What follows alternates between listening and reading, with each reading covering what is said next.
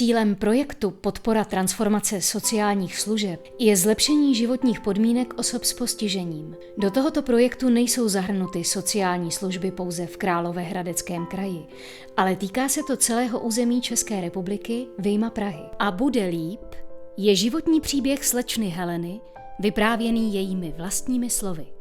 Před 41 lety mě vytáhlo něco ošklivého ven do zimy z tepla na ostré světlo. Kopala jsem a bránila se, ale hned tento první boj na světě jsem prohrála. Ale řekla jsem si poprvé a bude líp.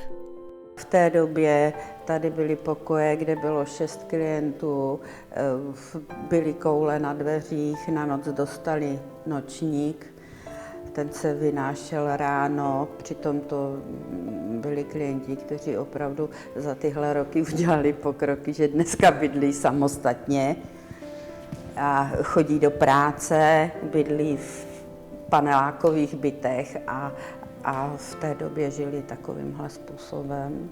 Jenže pak někdo beze mě rozhodl, že jsem postižená.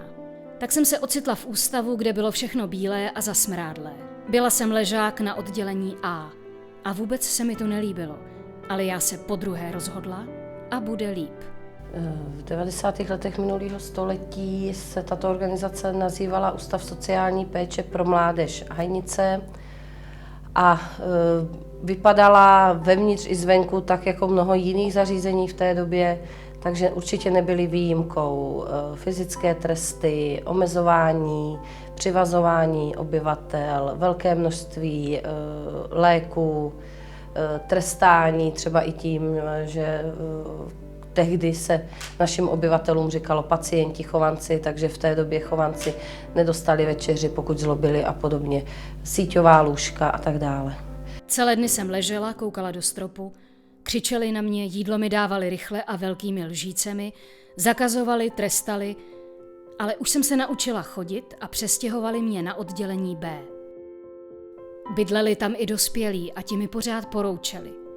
Občas mě i zmlátili, ale já se po třetí rozhodla a bude líp. Hodně věcí kolem mě se začalo měnit. Jezdili jsme na výlety za zdi ústavu. Mohli jsme pracovat. A já pracovala a jak ráda. Že Helenka ráno dojíždí do areálu barevných domků v Hajnicích autobusem, kde je zhruba kolem 7 hodiny u nás v areálu na parkovišti, kde ji vyzvednu, přijedeme sem do barevné dřevěnky do Kocbeře a tady mají holky takové jako už naučené jakoby rituál, že mají rozdělený, jedna dělá kuchyň, jedna sociální zařízení a po týdnu se střídají, jedna dělá restauraci, uklízí a jedna dělá venkovní terasu. Helenka tady pondělí, středa zůstává a pomáhá dál v kuchyni. Tak já toho moc nemluvím, ale jinak dobrý je fakt s Helenkou, super.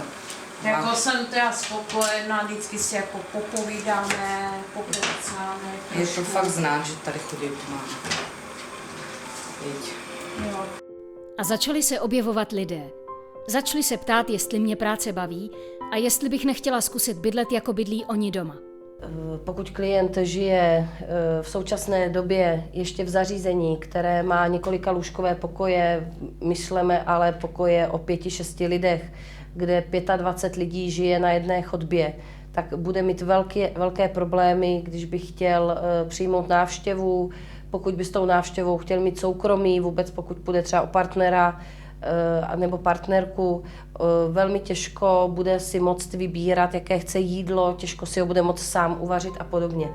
A najednou jsem bydlela v domku, kde se ke mně chovali jako k dospělé ženě. Učili mě prát, vařit, uklízet.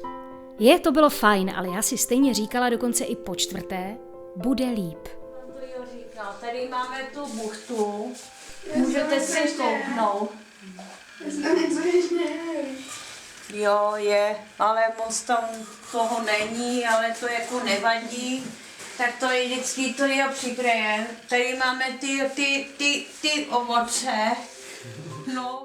Pracovníci ústavu mi pomohli získat částečné navrácení způsobilosti k právním úkonům. Naši klienti jsou, si myslím, tady spokojení. Bydlí jich tady 6, je to byt 4+1, kde mají vlastně pokoje po 2 a mají společný obývák a kuchyň.